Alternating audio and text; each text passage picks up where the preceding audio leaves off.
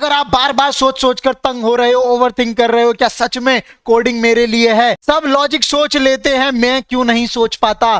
सब कोड लिख लेते हैं, मैं क्यों नहीं लिख पाता? सॉल्यूशन देखकर तो मैं बता देता हूं कि भाई इसमें ये हो रहा है, कोड देखकर बता देता हूं, लेकिन जब मैं खुद का कोड लिखने बैठता हूं तो भैया हवा निकल जाती है। ये सब मेरे साथ ही क्यों ऐसा हो रहा है? क्या इसका कोई सॉल्यूशन है? क्या मैं इसको ओवर थिंक को कम कर सकता हूं? कैसे मैं एक प्रो कोडर बनूं, एक हीरो बनूं, अपने ही कोडिंग हीरो है ये बोल सकूं खुद से? आप ऑलरेडी 10% वाले कोडर्स में आ चुके हो, बस आपको ये वाली स्टेज पूरी करनी है। ये कोई आपको बता दे कैसे। हेलो एवरीवन, कैसे हो सारे? सो आज की वीडियो में हम बात करने वाले हैं जो रिलेटेड है आपकी लॉजिक बिल्डिंग से लेकर सभी, इसमें हम लॉजिक बिल्डिंग की स्टेजेस के बारे में बात कर रहे हैं, कैसे हम one by one, step by step आगे बढ़े फ्रॉम बिगिनर जीरो से लेके पूरा हीरो वाले कोडर तक। फिर चाहे प्रोग्रामिंग लैंग्वेज जावा हो, C++ हो या पाइथन हो या जावास्क्रिप्ट हो, कोई भी हो, कोई भी प्रोग्रामिंग लैंग्वेज हो, सभी में एक चीज कॉमन होती है, दैट इज लॉजिक बिल्डिंग।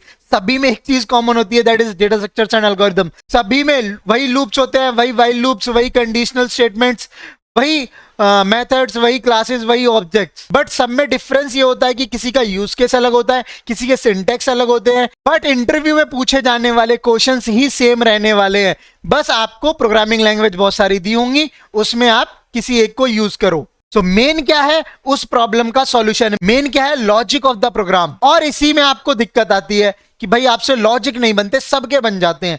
तो एक चीज मैं आपको बोलूंगा, मैं हमेशा एक चीज को हमेशा मैं बोलता हूं, practice and patience. Programming language या कोडिंग एक ऐसा नहीं है जो आपको 5 मिनट की किसी की वीडियो देख के आ जाएगा, या किसी का एक बार में कोई वीडियो लेक्चर देख लिया तो भी आ जाएगा। कई बार मेरे को बच्चे, मेरे ही खुद के बच्चे बोलते हैं जिनको मैं पढ़ाता हूँ कमेंट सेक्शन में कि सर हमारे को ये चीज समझ में नहीं आई, ये दोबारा बताओ, या ये चीजें।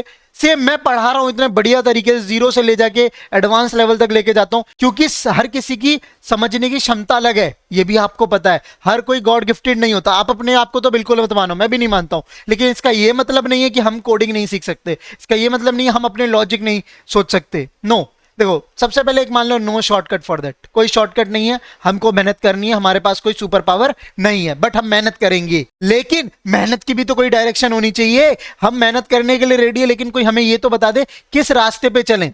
तो आज तक आपको एक बताओ, एक रास्ता हर कोई बता रहा है, practical much much greater than theory. हर जगह आप यही पढ़ोगे, प्रैक्टिकल बहुत बहुत ज्यादा इंपॉर्टेंट है थियोरी से, प्रैक्टिकल ज्यादा करो, ज्यादा प्रैक्टिकल करो, ज्यादा प्रैक्टिकल करो।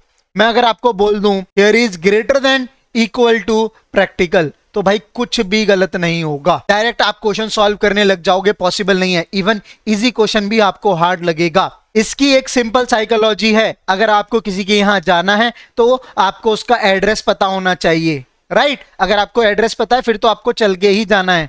ओके, सो जो कॉन्सेप्ट्स हैं, कॉन्सेप्ट पर ही आपका तो प्रैक्टिकल परफॉर्म होगा। तो आपको जितना हो सके कॉन्सेप्ट के बारे में पता होना चाहिए। फॉर एग्जाम्पल, अगर मैं आपको बोल रहा हूं कि लीनियर सर्च परफॉर्म करके दिखाओ, बाइनरी सर्च परफॉर्म करके दिखाओ, लीनियर सर्च बहुत सारे बच्चे कर सकते हैं। अगर मैं आपको बोलूंगा कोई लिस्ट है, लिस्ट में या एरे है जिसमें 1 2 3 4 वैल्यू पड़ी हुई है, अब आपको क्या करना है? 4 फाइंड करना है। तो आप क्या करोगे? अगर मैं बोल दूं 4 फाइंड करो यूजिंग लीनियर सर्च, अब आपको यह पता होना चाहिए लीनियर सर्च में क्या होता है, अदरवाइज आपको चीज पता भी होगी तब भी नहीं बता पाओगे। तो आपको प्रॉपर कॉन्सेप्ट पता होना चाहिए, थियरी पता होनी चाहिए। तो अभी हम देखेंगे स्टेजेस के बारे में धीरे धीरे एग्जांपल को लेकर। सो कुछ कॉमन मिस्टेक्स होती हैं, ये यूजुअली बिगिनर ही करते हैं, इंटरमीडिएट ही करते हैं, स्टेप्स को इधर उधर कर देते हैं। सो मैंने आज कुछ स्टेजेस में इन चीजों को डिवाइड किया है। ये प्रॉब्लम्स है, थियरी नहीं पढ़ना, कॉन्सेप्ट के बारे में प्रॉपर ना पता करना, सीधा क्वेश्चन लगाने लग जाना लीड कोड के, बेसिक क्वेश्चंस भी ना कर पाना या उनको स्किप कर देना कि यार ये क्वेश्चंस तो पूछे नहीं जाते, ये क्यों प्रैक्टिस करें, पेन पेपर का यूज ना करना, टेस्ट केसेस ना चेक करना, ड्राई रन, डीएसए, स्टक रहना, ये सारी के सारी जो प्रॉब्लम्स हैं, ये कुछ कॉमन मिस्टेक्स हैं।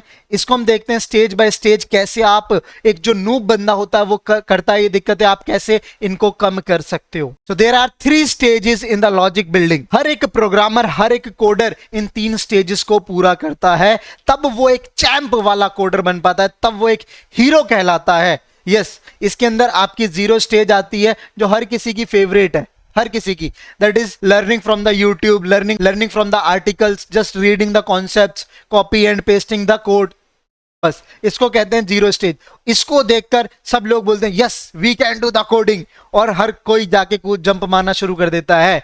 लेकिन प्रॉब्लम कहां फंसती है, द सेकंड स्टेज पे बहुत, मैं आपको बता दूं, अगर यहाँ पे 100 लोगों ने, 100 बच्चों ने अगर शुरू की थी कोडिंग ये देखकर कि लेक्चर देखो कितना आसान है, इसको कॉपी करो, पेस्ट करो, ये करो, तो बहुत से बच्चे शुरू करते हैं। लेकिन यहाँ प्रॉब्लम सॉल्विंग जो स्टेज होती है, जब एक्चुअल में प्रोग्राम बनाने होते हैं, यहां पर आपके लोग बचते हैं 20 बस, यानी कि 20%, 10 to 15% ही बच्चे पहुंच पाते इस फ्रस्ट्रेशन स्टेज तक। और अगर आप इस फ्रस्ट्रेशन वाली स्टेज पर हो तो यकीन मानो आप ऑलरेडी 10% वाले कोडर्स में आ चुके हो। बस आपको ये वाली स्टेज पूरी करनी है। ये कोई आपको बता दे कैसे, हाथ पकड़ के। सबसे पहले जो आती है हमारी जीरो स्टेज। जीरो स्टेज में अगर आपको किसी के बारे में कोई भी जानकारी नहीं है, अगर आपको मैं बोल दूं कि भाई ये आपको एक एरे दे रखा है, ठीक है, 10 20 30 40, मुझे बताओ इसमें से 30 ढूंढकर, मुझे बताओ इसमें से 30 ढूंढकर। क्वेश्चन सिंपल है। अब इसमें जीरो स्टेज वाले को क्या पता होना चाहिए? अगर वो कर रहा है, आपको 3-4 चीजें पता होनी चाहिए इस क्वेश्चन को अटेम्प्ट करने से पहले। आपको क्या पता होना चाहिए? मेथड जो उसको रिटर्न करेगा। आपको क्या पता होना चाहिए? एरेज, क्योंकि इसके अंदर एरेज है। सिंपल। जब लिंक लिस्ट का क्वेश्चन होगा तो आपको एक्चुअल में लिंक लिस्ट पहले पता होना चाहिए, एरेज पता हो, इसके बाद आपको लूप्स पता हो, इसके बाद आपको कंडीशनल स्टेटमेंट्स पता हो। ये मैंने बिल्कुल बेसिक स्टेज बताई है, जीरो स्टेज। ओके, जब भी आप कोई भी क्वेश्चन अटेम्प्ट करते हो, चाहे लिंक लिस्ट का हो, स्टैक का हो, ग्राफ का हो, हीप का हो, हैश मैप का हो, किसी का भी हो, किसी का भी हो, आपको उसके कॉन्सेप्ट्स के बारे में पता होना चाहिए। कॉन्सेप्ट्स, अगर आपको कॉन्सेप्ट नहीं पता है, आपको ये नहीं पता है एरे में से फेच कैसे करते हैं, एरे में से रीड कैसे करते हैं, एरे में ट्रेवल कैसे करते हैं, एरे में अपडेट कैसे करते हैं, एरे में ऐड कैसे करते हैं, तो आप क्या कर पाओगे? क्वेश्चन नहीं कर पाओगे। समझे मेरी बात को? तो कॉन्सेप्ट्स बहुत जरूरी है। और ये कॉन्सेप्ट किस में आते हैं? थियोरी में। अब इसको बच्चे स्किप कर जाएं और डायरेक्ट बोलने लग जाएं लीड कोड पे क्वेश्चन करूंगा मैं, ये वाला वो वाला वगैरह वगैरह, तो यार कैसे होगा क्वेश्चन? कैसे प्रोग्राम बनेगा? छोटे छोटे चीजों से शुरू करना पड़ेगा, आपको फाउंडेशन शुरू करनी पड़ेगी। कॉन्सेप्ट के बारे में कोई भी, अगर आप एरे हो, लिंक लिस्ट हो, चाहे एरे पढ़ो, लिंक लिस्ट पढ़ो, स्टैक पढ़ो, अब इन सभी के अंदर आपको क्या पता होना चाहिए? आगे भी जितने भी डेटा स्ट्रक्चर है उनकी बात कर रहा हूं मैं। कुछ भी पढ़ो, क्लासेस, ऑब्जेक्ट्स, एनकैप्सुलेशन, एब्स्ट्रैक्शन, कुछ भी, आपको कॉन्सेप्ट पता हो, थियरी पता हो, उसके बाद आपको इंप्लीमेंटेशन पता हो। इंप्लीमेंटेशन ये क्या है? आपको कोड, ये मतलब वो प्रैक्टिकल जो बोलते हैं कि भाई लिख के देखना, उसको प्रैक्टिकल बोलते हैं। यस, उसको प्रैक्टिकली समझो। वैसे तो मेरे को वो एक थियरी के ही पार्ट में आता है, बट हाँ, थियरी हम लिख लेते हैं कि भाई हाथ से लिखा हुआ, तो उसको परफॉर्म करो, रन करो, एग्जीक्यूट करो, सारे ऑपरेशंस परफॉर्म करो। ये है आपकी जीरो स्टेज। पहले इसको तो कंप्लीट करो सही से, तो इसके अंदर फिर क्या करनी है? आपको बेसिक क्वेश्चंस लगाने हैं, बेसिक प्रोग्राम्स बनाने हैं। लाइक जैसे 10 20 30 40 था, इसमें से आपको 30 फाइंड करना है। तो हम कैसे फाइंड कर सकते हैं? एक एक करके सबसे कंपेयर करते आओ। यही फिर लीनियर सर्च की थियरी पढ़ोगे तो लीनियर सर्च यही कहलाता है, सीक्वेंशियल, जो 1 by 1 सभी से कंपेयर करता है। एक और होता है बाइनरी सर्च, वो क्या करता है? वो मिड से फाइंड करना शुरू करता है। वो पहले मिड निकालता है, उसके लिए स्टार्ट होता है, एंड होता है। अब ये सब मैं यहाँ पे ज्यादा नहीं करवाऊंगा, इसका मैंने फुल लेक्चर डाल रखा है 1 घंटे का, उसमें देखना आप। तो वो मैं डाल रहा हूँ जावा डीएसए वेक्टर कोर्स में, ऐसे पढ़ा रहा हूँ। बिल्कुल मैं चाहता हूँ कि बिल्कुल जीरो से मैं जैसे शुरू करता हूँ वैसे कहीं भी पढ़ रहे हो किसी से, तो सबसे पहले एक सारा एक आपके पास मटेरियल होना चाहिए। किसी के घर जाना है तो आपको पहले पता होना चाहिए एड्रेस, पूरा पिन कोड, विन कोड, सब कुछ। यस, तो क्वेश्चन सॉल्व करने से पहले, अटेम्प्ट करने से पहले आपको एक अपनी फाउंडेशन स्टेज पूरी कंप्लीट करनी है, जो आपकी फेवरेट स्टेज है या जीरो स्टेज है। ओके, जहां आपको लगता है सब कुछ समझ में आ रहा है, क्योंकि आप कंज्यूम कर रहे होते हो, कुछ भी आपको वहां दिमाग लगाना ही नहीं है। अब बात करें प्रॉब्लम सॉल्विंग स्टेज में, अगर स्टेप बाय स्टेप चलोगे तो गिरोगे नहीं, वरना यही लगेगा कि यार वो मुझसे अच्छा कोड लिख लेता, वो अच्छा लॉजिक बना लेता, वो ये कर लेता, वो कर लेता। देखो, ये जर्नी तुम्हारी है, तुम्हारा खुद से होना चाहिए कंपटीशन। क्या आप अपने पिछले वाले कल से आज बेटर हो, आज बेटर परफॉर्म कर रहे हो? अगर कर रहे हो तो अच्छा कर रहे हो। ये स्टेज क्लियर करना बहुत बहुत ज्यादा मुश्किल है। इसी में अप डाउन्स आते हैं, इसी में आपको ऐसा लगता है कि भाई सब कुछ आता है, लेकिन आपको कुछ भी नहीं आता। फॉर एग्जाम्पल, बच्चे क्या करने लग जाते हैं? लोअर कोड देखते हैं या वीडियो देखते हैं और वो बोलते हैं भाई हमको आ गया। यस, आपको आ गया, उस टाइम पे आपको लगेगा कि आ गया, क्या आपने आफ्टर एन वीक उसको ट्राई किया? अगर आपने वो खुद से बना पाए दोबारा तो मैं मानूंगा आपने वो क्वेश्चन सॉल्व कर लिया, अदरवाइज आपने किया ही नहीं है। आपको एक टाइम देना है और आपको धीरे धीरे चीजों को चलना है, ये आपको समझना पड़ेगा। एकदम गाड़ी आपकी 100 की स्पीड से नहीं दौड़ेगी, आपको धीरे धीरे एक्सेलरेट देना है। अब एक्सेलरेशन कैसे देना है तो सिंपल मैं आपको बताता हूं। गाड़ी स्टार्ट करनी है आपको पेन एंड पेपर से। गाड़ी आपको कैसे स्टार्ट करनी है? पेन एंड पेपर पे आपको एक लॉजिक ड्रॉ करना है। लॉजिक मतलब फ्लो ऑफ द कोड। क्या होगा अगर कोई भी आप एरे ले रहे हो तो मान के चलो आप एक रफली एक आपने एरे बनाया है, इसके अंदर आपने 30 फाइंड करना शुरू किया है, तो हम एक लूप लगाएंगे, एक एक करके सबको हम करेंगे और इसके बाद हम एक कंडीशन लगा देंगे। तो रफ में लिख लो, एक कंडीशन होगी if array of I equal to target, then हम रिटर्न कर देंगे टारगेट या रिटर्न कर देंगे ट्रू। मिल गया। तो ये लॉजिक ट्राई करो छोटे छोटे, क्योंकि अगर आपने जीरो स्टेज में देखा होगा, आपको कभी आप खुद से कुछ नहीं कर रहे हो, हर कोई टीचर करवा रहा होगा या वो आर्टिकल से पढ़ रहे हो वो करवा रहा है, आप खुद से कुछ नहीं कर रहे हो ट्राई। तो यहां पर आपको खुद से पहले ट्राई करना है, अटेम्प्ट करना है। ऐसा नहीं अगर आपको एरे नहीं पता तो आपको वीडियो से ही पढ़ना पड़ेगा, आर्टिकल से ही पढ़ना पड़ेगा, है ना। आपको लिंक लिस्ट के बारे में नहीं पता तो वहां से पढ़ना पड़ेगा, लूप के बारे में नहीं पता तो ट्यूटोरियल देखना ही पड़ेगा। मैं ये नहीं कह रहा कि यूट्यूब की वीडियो देखना गलत है, वीडियो सॉल्यूशंस देखना गलत है, गलत कुछ भी नहीं है। बस पहले आपको समझना है कि हमको कितना देखना है और कितना हमको ट्राई करना है। जहां लॉजिक की बारे में बात आती है, जहां प्रोग्राम बनाने की बारे में बात आती है, आपको कम से कम थोड़ा सा ट्राई करना है। अब अगर आपका वो लॉजिक बन जाता है तो अब उसमें टेस्ट केसेस डालो। फॉर एग्जांपल मैं 30 डाल रहा हूं या मैं इसमें रख रहा हूं जो एलिमेंट इसमें प्रेजेंट ही नहीं है, 50 फाइंड करने की कोशिश करूंगा, 50 प्रेजेंट नहीं है, या मेरा एक एरे है वो एम्प्टी है, खाली है, उसमें कुछ है नहीं। ये चीजें अब इसमें सोच के देखो कि भाई 30 है मिल जाएगा, 50 अगर नहीं मिल रहा तो क्या मेरा लॉजिक जो मैंने लिखा है मेथड वो रिटर्न फॉल्स कर रहा है? क्या मेरे को लिस्ट अगर मेरा एरे खाली है तो मेरे को चेक करने की जरूरत है? नहीं। तो इफ जो मेरी array dot length equal to 0 है तो मैं क्या कर दूं, रिटर्न कर दूं सीधा कि माई लिस्ट इज एम्प्टी। ये कहलाते हैं हमारे test cases, edge cases, corner cases. Try करो, उनको डालो और इनको रखकर उसके अंदर ये देखो क्या करना होता है आपको, ड्राई रन करो आप अपने कोड को। मैंने बहुत सालों तक, मैं बता रहा हूं, मेरे पास कंप्यूटर नहीं था स्टार्टिंग में, जब मैं 11th में था 12th में था, जब मैं C++ हुआ करती थी हमारे पास, तब नहीं था मेरे पास कंप्यूटर। मैंने नोटबुक से सीखा है और यकीन मानो वो चीज ने मेरे को बहुत ज्यादा स्ट्रांग किया, मेरी फाउंडेशन को बहुत स्ट्रांग किया। तो यही चीज मैं आपको बोलूंगा, ड्राई रन करो, टेस्ट केसेस उसमें पास करो जो आपने लॉजिक लिखा है, और इन तीनों में एक बार उसको वेरीफाई करो, ड्राई रन करके वेरीफाई करो कि यस ये हमारा आउटपुट निकल के आएगा जब हम ये इनपुट डालेंगे। अगर आपका आउटपुट आ रहा है तब आपको कोड लिखना शुरू करना है। जब एक प्रो लेवल के कोडर बन जाओगे, बहुत सारे अटेम्प्ट कर चुके होगे, वो भी नहीं करता, वो भी स्टेप बाय स्टेप चलता है, लेकिन क्या करता है वो डायरेक्ट छोटे मोटे कोड ऐसे ही लिख देता है डायरेक्ट, क्योंकि उसको बहुत सारे लॉजिक्स उसने हाथ से लिख रखे हैं, पहले से प्रैक्टिस कर रखे हैं। मैंने एक बार करवाया था कि बाइनरी सर्च आपको पता है, तो बाइनरी सर्च के मैंने इतने सारे क्वेश्चंस दिए थे। एक बार किसी को बाइनरी सर्च आ गया तो वो बहुत सारे क्वेश्चंस कर सकता है। 2 पॉइंटर अगर उसको आ गया तो वो बहुत सारे क्वेश्चंस कर सकता है, क्योंकि उसने रिलेटिवली कर रखे हैं। ओके, वो बिना पेन पेपर का यूज करे भी ट्राई कर सकता है, क्योंकि वो सीधा ड्राई रन कर रहा होगा, वो खुद ही कंपाइल कर रहा होगा। इस स्टेज तक आपको आने के लिए प्रैक्टिस और पेशेंस की जरूरत है। ये कोई बोले आपको एक रात में आ जाए, एक हफ्ते में आ जाए, एक महीने में आ जाए, नहीं पता। हर किसी की कंज्यूमिंग कैपेसिटी अलग है, हर किसी की सोचने की समझने की क्षमता अलग है, उसके अकॉर्डिंग उसको आएगी। Got it? 3 स्टेप्स को अगर आप फुलफिल करते हो तो आपका आता है एक 4th स्टेप। आप जो आपने कोड सोचा है, तो याद रखना जो भी आप कर रहे हो आपसे पहले कोई कर चुका है, और मोस्ट प्रोबेबली आप एक नाइव अप्रोच, या इसको बोला जाता है ब्रूट फोर्स अप्रोच ही आप सोच पा रहे होगे। अगर ये भी आप सोच पाते हो बिगनर पे तो बहुत सही जा रहे हो। ब्रूट, इसके बाद आपको जाना होता है ऑप्टिमल सॉल्यूशन की तरफ, आपको जाना होता है एक बेहतरीन बेस्ट सॉल्यूशन की तरफ, एफिशिएंट सॉल्यूशन की तरफ, जहां पर आपको टाइम कॉम्प्लेक्सिटी, स्पेस कॉम्प्लेक्सिटी, इन सभी का ध्यान रखना पड़ता है। और ये चीज आपकी आती है कहां?